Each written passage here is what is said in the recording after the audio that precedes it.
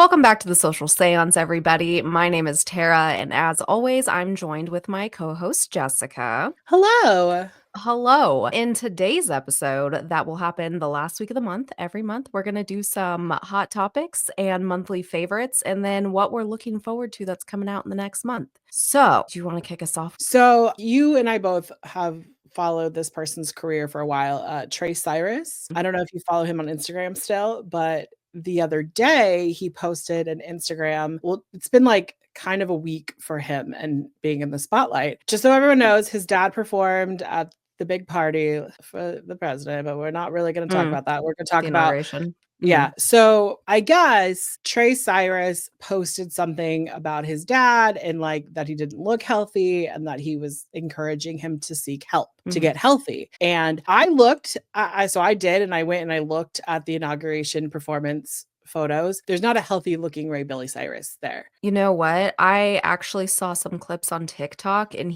Mhm. he did sound he sounded very concerning. Like, he did Mhm. not sound good at all.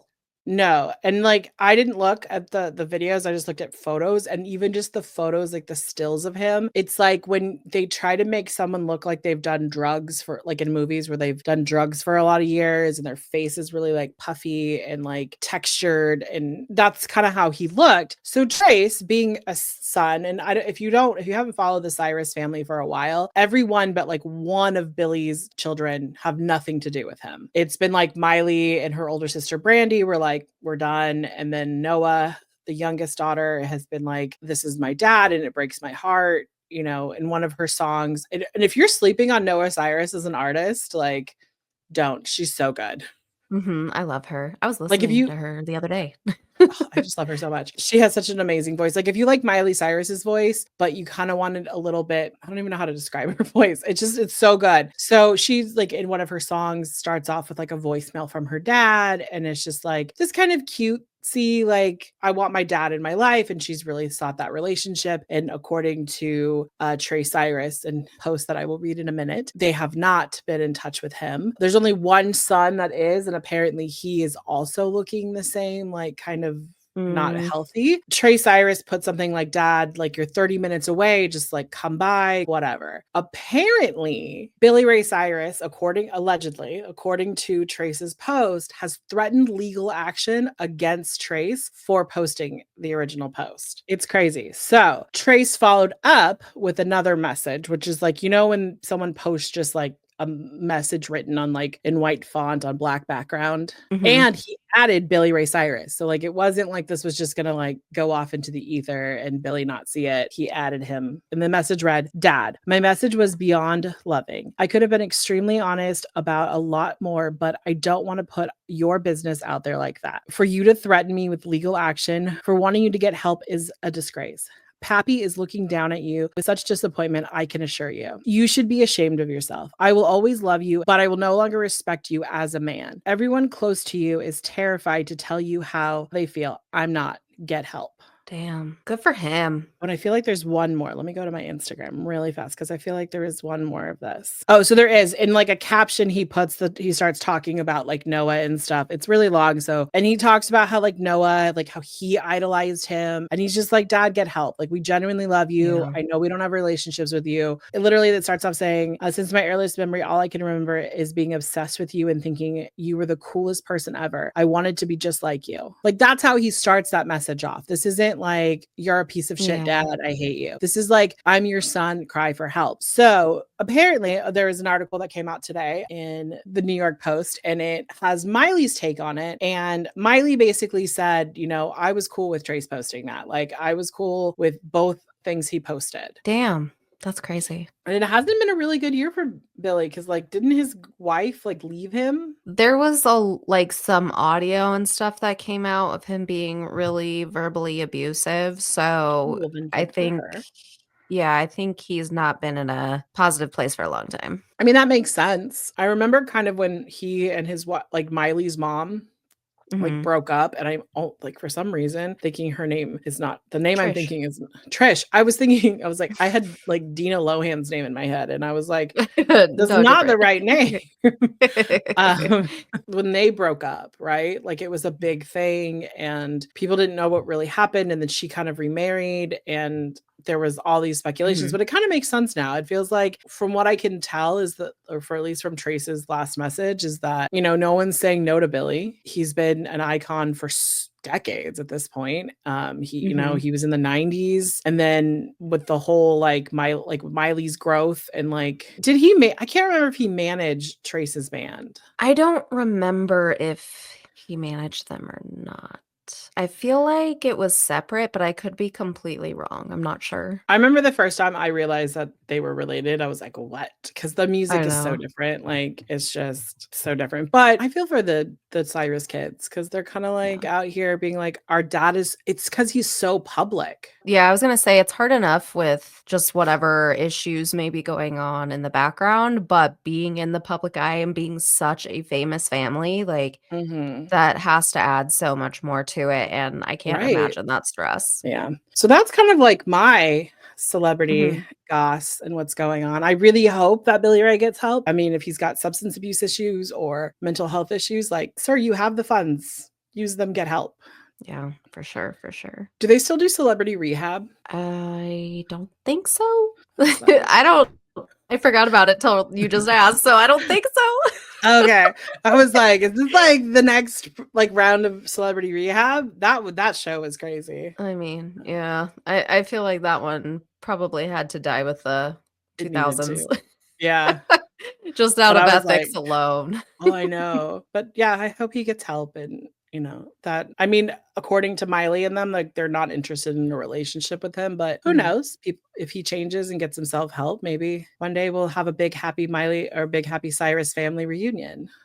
Yeah. Well, on the flip side too, we don't know what he's done, so, True. you True. know, I'm not if it's not a healthy, positive thing to bring him back into their lives, then don't. I'm very Right. pro that, obviously. Yeah. So, yeah. Okay. Well, I have some more hot goss that you and probably most of our listeners don't even fucking know anything about. So it's fine. We got more Housewives tea. So here we go. If anyone does watch Housewives, please let me know because so far I feel like it's just me, but that's fine. We're good. One of our guests watches it that we have coming up. So Oh, I know. that That's works for me. the first thing I was like, I know there's at least one person who watches it. Yes. Okay. So when this goes up, it'll be part 2 into the reunion of The Real Housewives of Salt Lake City. But in real time, this past week, we got episode 1. And there's a lot of stuff that happened in the reunion. I'm not going to go through the whole reunion. There's one part in particular I want to talk about. So this season, there was a new housewife. Her name is Bronwyn. And she's like my favorite. I love her so much. She's also kind of on the younger side of the scale. Her and Whitney are like in their late 30s. And Mhm. then, kind of goes from there. So, Bronwyn, little backstory about Bronwyn that we find out. So, she had her daughter at the age of 19. She and the father, he was like very Mormon, very prominent family in Salt Lake, et cetera, et cetera. His identity has never been spoken about. And that's obviously due to, her daughter's privacy because her daughter's now 18. She explains that, she raised her daughter by herself until she met her husband Todd when Gwen, her daughter, was little. The father wasn't in her life. He ended up passing away. And then his parents, her grandparents, never made an effort to meet Gwen ever. So she's Aw. still, 18, now maybe 19, and has never met them. Basically, Bronwyn was shunned out because of that culture for getting pregnant unwed, so young, that kind of Okay. thing. Yeah. So she basically like went and did her thing, started a career. I think they moved to like San Francisco or California or something. And then later down the road, she met Todd and they've been married for 10 years and been together, I think like 12, maybe 13, something like that. Of Okay. course, he is older, but he is the only father figure Gwen has ever had. You can tell takes that very seriously. People have very strong opinions about Todd. They either love him or Oh. they try to act like he's a controlling, because he's like older and he's like a rich Mhm. businessman and like all this stuff. And like they try to villainize him a little bit, or not a little bit. They try to villainize him in this. And they also, I don't agree with, they try to go at Bronwyn acting like bringing up questions about her being younger and like, you know, kind of like the gold digger thing. But they love each other, in my opinion. Obviously, everybody has their shit, but I feel like they're very solid and genuine, and he stands up for her. We don't Oh, see that a good. lot in these shows. Yeah, we don't see that a No. lot in these shows. Also, And oh, even go if ahead. she is a gold digger, let her be a gold digger and go get your own. But, like, she had a career, like, they've got all this stuff, like, she does her own things, like, it's just it's so stupid. Anyway, so during the season, we find out that Lisa Barlowe, one of the other housewives, was actually or is friends with what's Gwen's grandparents. And how this even came up because according to Bronwyn, she had been so private about the identity of the father that Todd himself hadn't even seen a picture of him until all of this stuff started happening on the show, type of thing. Obviously, they don't show the picture on camera, nothing like that. So they're talking, and I guess, you know, how people do. Lisa had said to Bronwyn, "Oh my God, Gwen is your twin, you know, blah, blah, blah." And the whole season is very much like Bronwyn just wants to be a bestie with Lisa. Like, she just wants to be accepted. She wants to be friends with her. Like, so I kind of get how this happened unintentionally, because people argue like, well, if you want to be private, why are you bringing it up on TV? But so she says, and I can understand this, she says, "You think she looks like me? You should see what her father looks like. She looks like a twin to him." And she's like, "Actually, I have one picture, and, you know, I normally don't bring this up or show people, but like, I will show you." So she shows her. Oh, so And she's, like, Lisa being vulnerable and sweet. Yes. And so Yes. Lisa goes, "Oh my God, I know so and so's parents." Because again, you know, they're being respectful for not saying who it is. She's like, "I'm friends with them. Like, oh my gosh, I'm so confused. Like, this is so crazy, so weird. You know, the world's like so small, right?" And then they get into this conversation, and Lisa is like, "They're good people, you know, blah, blah, blah." And that's obviously very opposite of the experience Bronwyn has had with them. Lisa is like, "Has Gwen tried to reach out? You know, da da da da da." And then she inserts herself. This is the same woman who, keep in mind, her husband, I don't know if I think he was like adopted or something, and he didn't really care about finding his like biological mom. But Lisa went out of her way to go fucking find it. But people argue, well, that was with good intentions, so but she didn't realize da da da. And I was like, okay, fair, fine. Because she kind of like, it kind of gets like, oh, maybe like Lisa will talk to them and kind of like see, like, you know, maybe connect Gwen and Mhm. them, blah, blah, blah. And she says, "Oh, the last they heard was there was a miscarriage and supposedly, you know, and they didn't even know Gwen existed." And Lisa, What? that's what Lisa said. And Bronwyn is like, no, no, no. My dad left them a voicemail when I had Gwen and like all this stuff, you know?" And she was like, "That's bullshit. That's not true." And basically, you know, it's like Lisa is like, "Oh, like, can't, you know, can't believe it," like all this stuff, right? Anyway, so there's a little bit of context with this, right? So reunion. So the first thing that is totally not related to that Lisa and Bronwyn get into it about is there's this jeweler that Bronwyn went to and said she bought this like necklace and these earrings, and of course they're like expensive as fuck. Mhm. But the jeweler or the salesperson at the jewelry store called or texted Lisa unprompted, Mhm. I'll say air quotes, and said, "Bronwyn didn't buy this, da da da da da." So of course, in true real housewife fashion, like Lisa's trying to call her out about it. And Bronwyn's basically like, look, Lisa's very like attack, attack, attack, attack. So Mhm. Bronwyn is like, "You know what? This is between me and Emma," the person from the jeweler, and is like, "I'll handle that like off camera." I don't know why she would send this to you or reach out to you to tell you this like unprompted. That's really weird, right? Right, I've seen clips of this. Yes, I didn't know because where it came from, like, which yes. housewives, but I've seen clips of this. Yes. So the necklace was a $4 million diamond necklace. So that's why it's like What? such a big deal. Yeah. Oh yeah. Like Todd's like like they're like billionaires. They're like rich as fuck. And so that happens, right? And then more of the reunion goes on, whatever. And then this situation with Gwen comes up because it's like, you know, it's became like one of Bronwyn's like main storylines at this point. The reason why it's an issue is because on the after show, because they do these like little 15-minute, you know, like recording things like after the episodes, whatever. And Lisa brings it up again, and she's like essentially saying Bronwyn's faked the miscarriage to keep them away, But, like, obviously that's not real because Gwen exists and, like, things like that. But it's like, you cannot convince me her talking about that in that way and repeating it again, like, is not intentional. In this fandom and in any fandom of reality, all of these after shows and all of these, like, big bombs, they're gonna be talked about because, see, here's the thing, it wasn't, like, as much as, like, a bombshell when they were talking about it together, because that's literally all she said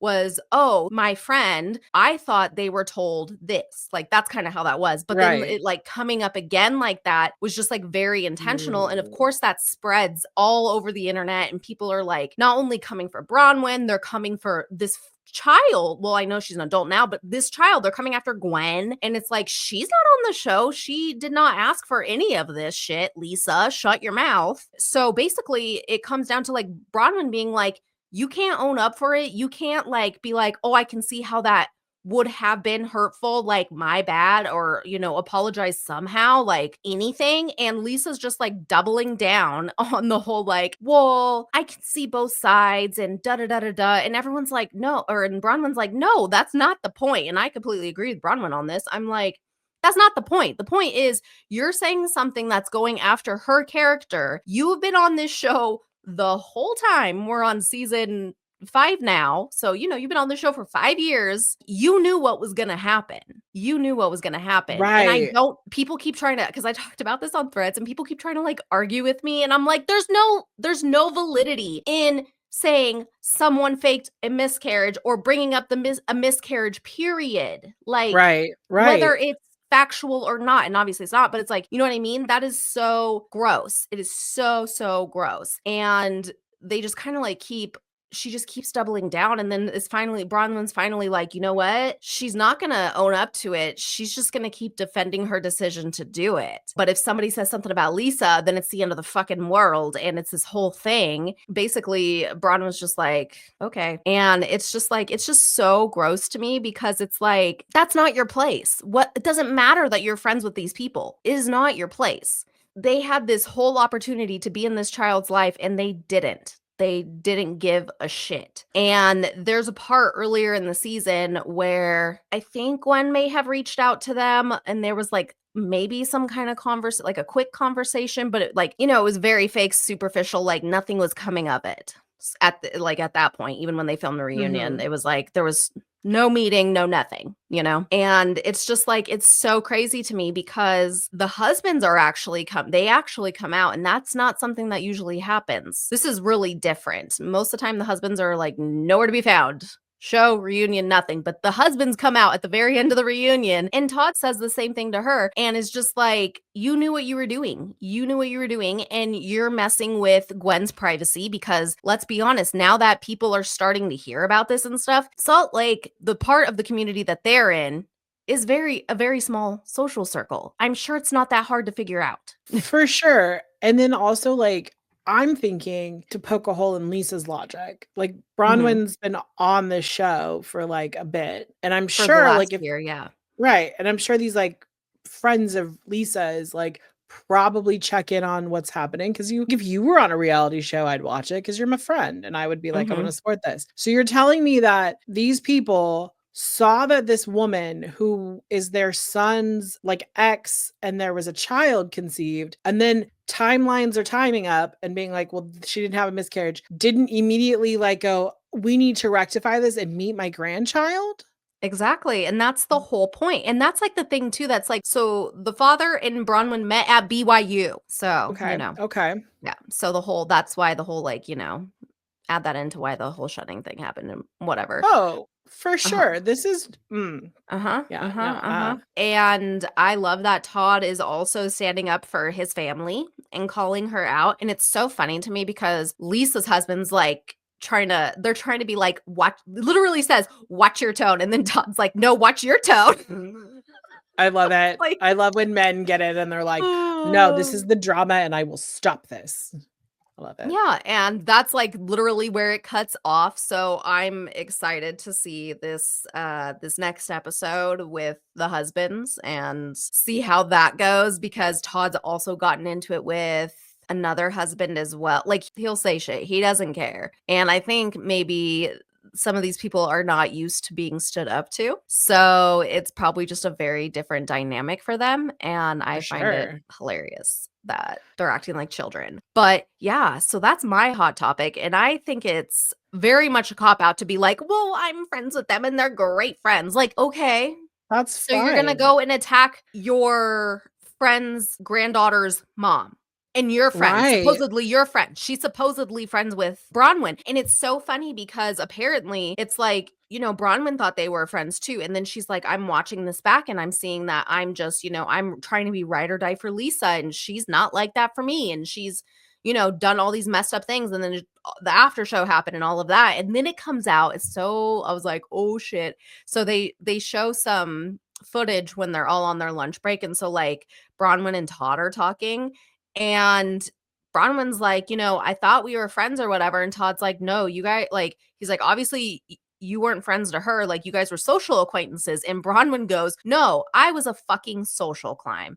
I was a social climb. She wanted to come to our, whatever party, like blah, blah, blah. And that's how that, and like I invited her and like all this stuff. And that's where that's at. And Todd's just like, yup. And I'm just like, That's how you oh, get uninvited from that party also, by, like, showing your yeah. ass. But I Yeah. will say, watching the clip of, like, the whole necklace or the jewelry debacle thing, I Mhm. did like how the other housewives were like, "Honestly, I won't buy from this person anymore because if she's impromptu, like, nobody's like, 'Call me,' or even if it's like, 'Call me,' the fact that this person is out here just giving out information, It's weird. I don't wanna do business because I have privacy." Because like, now that I have context of how much that necklace is, nobody needs to know that this person has a $4 million necklace. That's just setting up unsafe things, like their house getting broken into. Mhm. If someone knows the value of that necklace on her neck, she could get attacked when she's like at a party or something. I'm just Sure. saying that's trifling. And I Mhm. honestly, like, my hot take on this is that Lisa was like, anytime Bronwyn comes in, you call me. Or Oh, heard that yeah. Bronwyn bought it and called. And then also, who cares where she bought the necklace? She has the necklace. Stop Well, that's being the thing. They're jealous. trying to say she lied about buying it and didn't buy it. That's the thing. Oh. Yeah. But does she have the necklace? She says she does. I mean, she didn't wear it to the reunion, but she Right, because said it's she did. $4 million. I would wear, like, a Right. $20 necklace to a reunion taping. Oh, no, Bronwyn's very couture and high fashion, though, like, she has some really iconic outfits, and one of the reasons I instantly, like, loved her I connected with her on, like, her parenting journey, I connected with her a lot, like, with that story, but every time Todd comes home from a business trip, she picks him up at the airport in, like, an inflatable costume, so she'll be, like, a dinosaur or a Aw, unicorn or, like, whatever, and even though he's like I this love he that. kinda yeah, and even though he kinda looks like this serious, kinda, like, older, grumpy, like, businessman type thing, like, you could tell he loves it, and obviously, if he didn't, he'd be like, "Bitch, please no," but, you could tell he loves it, and he's just like, Andy's even asked him about it, and he's like, "It's just fun. It's just our thing, like, it's just fun. She does whatever, she's a little quirky and things like that, and I think that's great, and I'm like, "You know what? There's so many of us that if we were that rich, we would be doing the same fucking thing." Just saying. Also, I would totally pick you up from the airport in an inflatable Oh my outfit. god. Like, don't even kid, like, Uh, ideas. yeah, I know. But yeah, so that's kinda the biggest thing in my opinion right now in the Real Housewives universe. So that's kinda been on my radar. So, yeah. Nice, nice. Yes.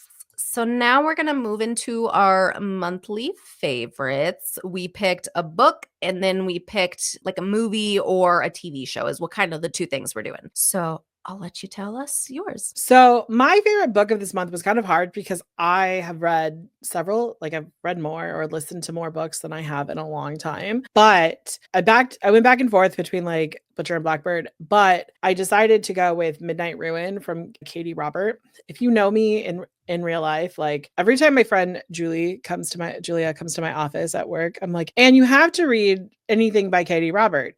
And so I would highly recommend it. It's the book 7, so you have to kind of read the other books. But this is, if you have listened to the other show, my very first Greek retelling was Eurydice and Orpheus, and this is their book. So I was like, oh, that kind of made me feel full circle on deciding to do that. And I'm in the middle of the 8th book, and the 9th book comes out in April, and I think she's only writing 10. Actually, she's only writing 10, and she's already like submitted it for publishing.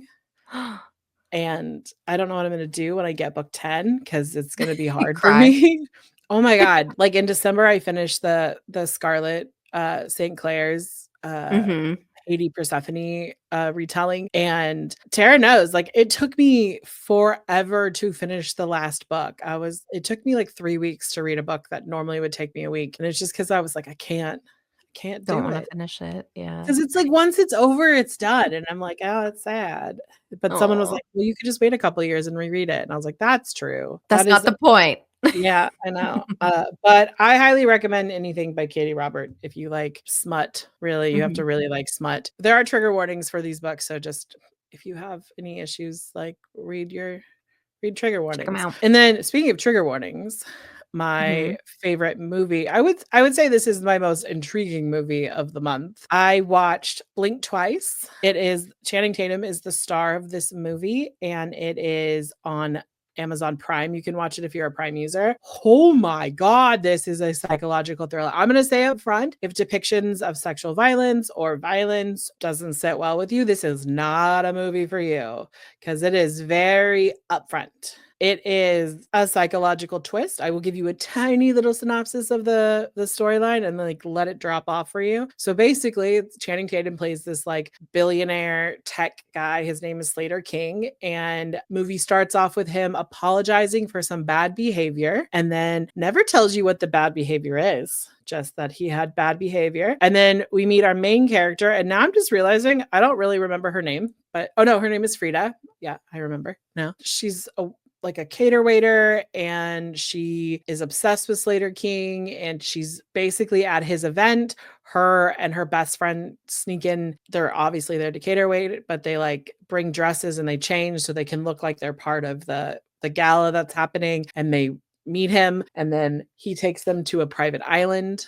So yeah, that's all I'm telling you. It's intriguing. It kind of can be a little bit of a slow start, but once it hits it, you're like, oh my God. Yeah, I've heard good things. I have it on my watch list, so it's one of those I might not watch again, because I was just like, oh my God. But also Feminine Rage, if like you're part of our Feminine Rage book club, this is a movie for you. It has there you go. Has a lot of that. Also, Gina Davis is in this movie, and I was like, where have you been? Living life. I know. I was like, oh shit. So yeah, it was definitely interesting. And what would you rate it? Like out of 5? I'd give it like a 3.5, maybe 4. Okay. It is just psychologically fucked up. So like if that's not your jam, don't watch it, just because I was like, hey. Yeah. Yeah. Well, my favorite book that I read during January was a sequel to one of our book club picks. I chose The Cinnamon Bun Bookstore. It's the same series as the Pumpkin Spice Cafe, the Dream Harbor series, as it's known as. I loved this book even more than the Pumpkin Spice one. So if you've read the first one but haven't read this one, you're going to read this one. This one is based on the woman Hazel who runs the bookstore in their little town. And if you don't know about the series at all, they live in like a Stars Hollow type of town. So it's very much Gilmore Girls vibes. It's super cute. It's got some spice. I love it. I love Noah. He's the love interest, and it's the tropes with it are opposites attract, because he's like a fisherman and he's like super rugged, like that kind of guy. And it's forced proximity, and he falls first and like all this stuff. There's anxiety representation in it, which I always appreciate. If you need a kind of fluff palate cleanser read, definitely pick that one. I also read the next one, and that one was the Christmas Tree Farm one.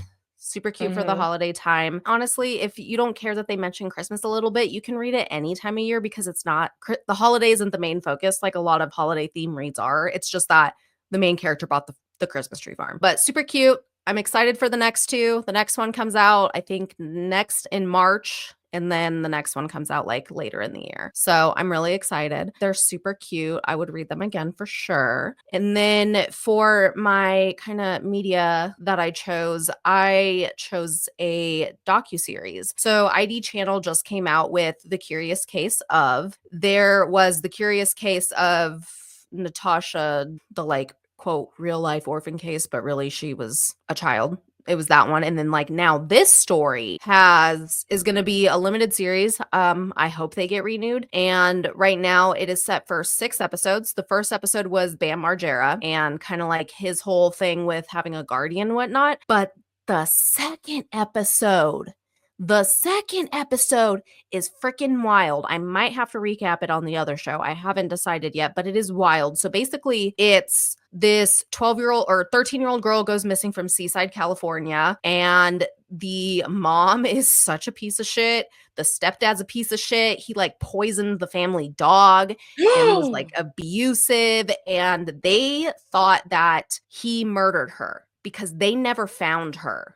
And when they got like a search warrant eventually, and they did cadaver dogs, and they found like a little girl shoe and like a teddy bear near a tree, but there was no remains, nothing like that. And then like all these years, this isn't really spoilers because it's like the episode's called The Girl Who Died Twice. And like 20 some odd years later, this lady gets pulled over for a traffic stop in like Arizona, and it ends up being Mary, and she's got, all this trauma, all this stuff. And it's just like, it's crazy and stuff just keeps happening. And it was like, this woman was just like, she was very promiscuous in the way that like, I swear, every kid she had was from like an affair. She was like married a bunch Oh, of times, and it was shit. like she would cheat on this husband, and then she got pregnant, and then she'd go marry that husband. And, she'd be with like different service members and stuff. And that's like how they ended up in Seaside and what have you. And then like it was so weird because she was never reported missing. It was like 20 years later. I can't even quite remember right this second because I watched it like when it aired. And it was like they never reported her missing. And then they were really sketchy about it. And then they were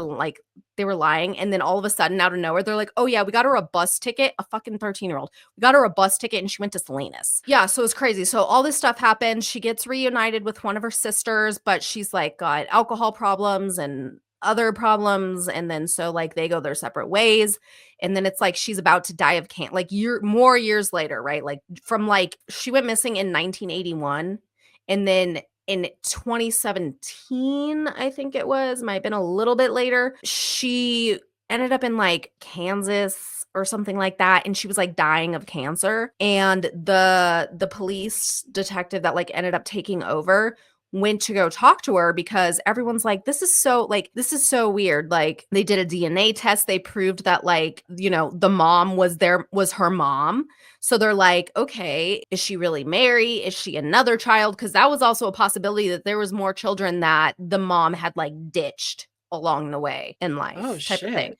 So they were just trying to figure out who she was. They were like, all we really know is that like she's related to Charlotte, the mom. Then she's talking at the end, she's like talking to this detective and is like, she couldn't remember a lot of things because like there was also a story of like the stepdad had also really beat her severely. And then so they're all, the people analyzing this are like, that would make sense. All this trauma, like, of course, like, it'd make it hard to remember things. And if who's to say, like, maybe, if she did any kind of substance use or anything like that, that can come into there's a lot of factors, right? And she's like, yeah, I actually took a bus to wherever. I can't remember what she said. I don't know if it was Arizona yet or not. But basically this couple took her into their home. And she's like, here's their names. The guy's still alive. He can confirm like I am who I am. So the detective reaches out to this dude and it's like, hey, like we're doing this case. Like she said, X, Y, and Z. And he's like, oh,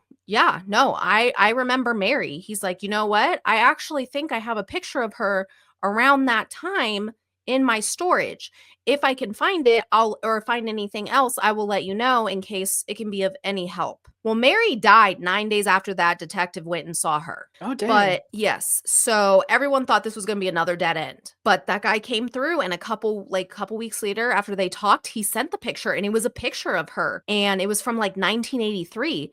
So, comparing it to like one of the last pictures they had of Mary to that one, they're like, this detective's like, it's her. Like, you can't convince me otherwise. And like, of course, there's people on that are being like, well, she could still just be a sister and da da da da da. And it's like, oh my God. But it's such a bizarre case. They are doing a lot of really intriguing cases like that. There's a lot of interesting factors with the BAM episode too, but this one was just like, oh my God. I was like so mind blown. It was crazy. But that's a good series. So if you're looking for something, check it out. I think I watched it on Max, I'm pretty sure. And speaking of TV documentaries and stuff. The last thing we're going to do in this episode is mention some new releases coming up that we're excited about. So I'll let Jess tell us what she's excited about that's coming out. I was hoping to find stuff in February, but the documentary I really could find out that is actually coming out in February is a Holocaust documentary, which isn't kind of something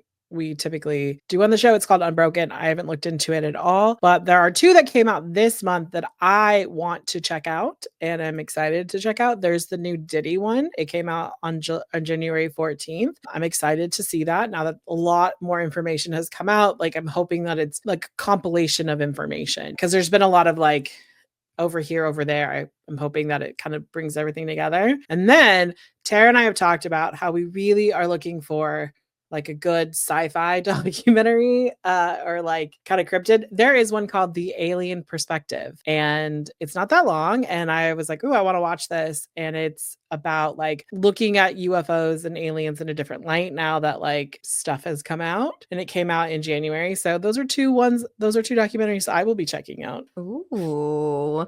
There's also another Diddy one coming out. Well, by the time they hear this, it's in real time. It's coming out tomorrow. It's coming out on the 27th.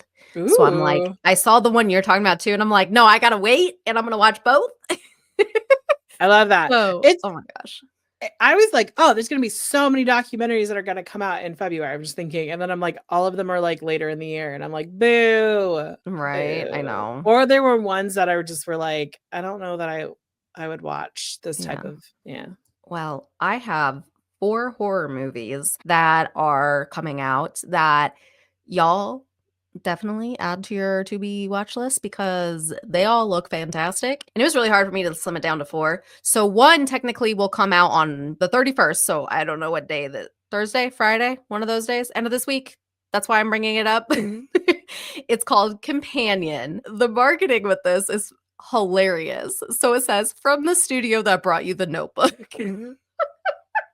But this is from Yeah. the people. This is from the people that made Barbarian with Justin Oh, Long. So, yes. So this one is directed by Drew Hancock and the producers are Zach Krager, Rafael Margueles, JD Lifshitz, Roy Lee. And the synopsis is a weekend getaway turns bloody and violent when a subservient android that's built for human companionship goes haywire. And it's got a solid cast. So it has Sophie Thatcher, who's from Yellow Jackets and Heretic, which is semi-new. Harvey Guillen from What We Do in the Shadows, Puss in Boots, and Garfield. He did a lot of voice acting. And Jack Quaid's also in this movie. It's very bloody. I The love Jack android Quaid. Yes, in the trailer, the android who's Sophie, it comes out covered in blood, and she was like, "It was an accident." So it gives kind of adult Megan. If you saw that movie, guys, with the Megan doll android robot thing, it's kind of like that, but the adult version. So I'm excited. It looks so good. It's perfect for like Valentine's type of time frame. So I had to do an honorable mention with that. The next one is from the team who created the newer Scream movies. It is called Heart Eyes, and that comes out on February 7th. And it is described as a romantic comedy slasher. It is directed by Josh Rubin from College Humor, for our millennials and whatnot. And like I said, they got producers from Scream, so they have Christopher Landon, Greg Gilreath, and Adam Hendricks. I am so excited for this. Oh my God. So the synopsis for this is, for the past several years, the Hard Eyes Killer has wreaked havoc on Valentine's Day by stalking and murdering romantic couples. This Valentine's Day, no couple is safe. And the male main character is the kid who played one of the twins in Scream. That was like Randy's nephew. Oh. Yes, he's in Okay. this. And then the female main character, her name is Olivia Holt, and you guys who have watched Cloak and Dagger, or even shout out to like starting in like 2011, she was in a Disney show called Kicking It, so maybe a little bit of our semi-younger listeners may have watched. I was like, that's such a random thing, but she's in Yellow Jackets, and this just looks like a fun slasher, very Scream type vibe. So if you're a Scream fan, you'll probably like this. It looks good. I'm excited for it. And this next one, my third one, is actually going to be on Apple TV. So this one comes out on Valentine's Day. It's called The Gorge. This is directed by Scott Derrickson, who also directed Black Phone and Doctor Strange. The synopsis is, two highly trained operatives become close after being sent to protect opposite sides of a mysterious gorge. When evil emerges, they must work together to survive what lies within. Now, the main characters. I already know you're going to want to watch this because it's more action-y than like scary. But like Miles Teller is in it. He's the male main character. And Anya Taylor-Joy is the female main character. Love both of them. So they're not supposed to talk to each other, right? But then they start doing it. And they start doing that whole, like, in that Taylor Swift music video where she's talking to her, like, neighbor boy toy she's interested in, and they're writing on the paper. They're, like, writing to each other because they're across the gorge from each other, right? It's very much action-y, but it's like, they talk about the gorge being like a gateway to hell or something like that. So it's like, it's got that scary element to it. Not my usual type, but the trailer got me really interested. So yeah, there's a streaming one for y'all. And then I'm excited about these. Yes, they all, like, all of these, I'm just like, there's a lot of good movies coming out in February. And then my last one, I'm probably going to have to like suck it up and go see it in theaters by myself, unless somebody wants to let me know if I can take Bug with me, because I am so excited. So the last one is called The Monkey, and it comes out on February 21st. This is based on Stephen King's short story. It's classified as a horror dark comedy. It has Osgood Perkins, or Oz Perkins, as he's known as. He directed Longlegs with Nicolas Cage. But what got me excited, because I haven't watched Longlegs, but I've heard it's great. But what got me excited is, if you know me, you know I love the Conjuring series and I love the Insidious series. James Wan is a producer on this, and they got Brian Kavanaugh Jones, Dave Kaplan, Chris Ferguson, and Michael Clear. And the main character is Theo James. I love him. I just saw that. I was like, oh my God, I love Theo James. Elijah Wood's in this movie, and it looks so good. And the voiceover in it, it's just, you get that dark horror comedy like vibe right away. So I'm really excited for it. And if you're not familiar, the synopsis for this one is, when twin brothers Bill and Hal find their father's old monkey toy in the attic, which is like one of those monkeys that, like, you know, has the symbol hands, a series of gruesome deaths occur. Yes, if you're watching the video on Spotify or YouTube, just held it up. The siblings decide to throw the toy away and move on with their lives, growing apart over the years. And the trailer like shows instant gore right away. So Theo James is like back at this apartment or whatever. I don't know if like their dad died or some whatever. I don't know why he's there, but he's at this apartment. They open this like closet, the real estate agent does, and Theo James's character sees the monkey and is like, oh shit, like close the door, like we need to get away from that. A gun goes off and like a rifle, like something shoots and kills her. And you just see like all this blood, like spatter, you know? Oh no. Yeah, so gore immediately, but it looks so good and I'm so excited. And it's got a lot of talented people who worked on it and who, you know, were acting in it. So I think it's going to be good. I admittedly am not super into Stephen King as far as reading so far. The books I've tried, sadly, breaks my heart, but I love the movies and the miniseries adaptations. Love, love, love, love, love. So super excited for this. Can't wait. I will update you guys on how it was, but I am looking forward to it. It looks really good. So guys, that is going to go ahead and we'll have to come up with some kind of name for these episodes. I don't know what it's going to be called right now, but let us know what you guys, if you enjoyed any certain book books, movies, things like that, let us know on socials. If there's anything coming out you're looking forward to, let us know as well. But with that, we will go ahead and sign off for today, and we will see you next week with our first guest. Bye, guys. Toodles.